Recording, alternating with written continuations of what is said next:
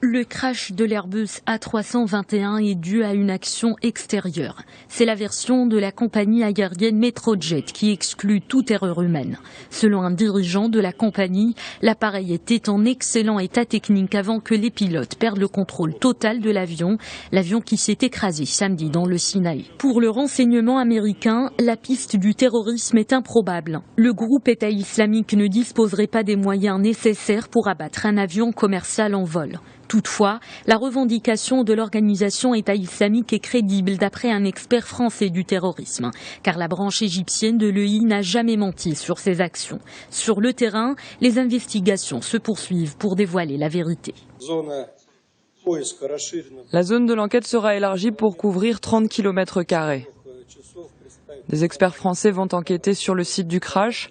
Les représentants du comité interétatique de l'aviation et l'autorité égyptienne de l'aviation prendront également part aux investigations. Deux hypothèses semblent tenir selon des experts. Un problème technique qui provoque une explosion et une dislocation immédiate de l'appareil ou une bombe apportée dans l'avion ou placée par un membre du personnel au sol. En attendant les résultats de l'enquête, 3 compagnies ont décidé de ne plus survoler le Sinaï. Air France, Lufthansa et Emirates. Côté russe, tous les services concernés accélèrent leurs actions. La collaboration est établie entre les différents services.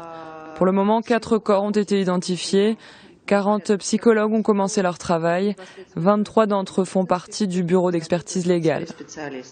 Cette catastrophe aérienne, la pire jamais connue par la Russie, a fait 224 morts. L'Airbus 321 a décollé samedi à l'aube à destination de Saint-Pétersbourg.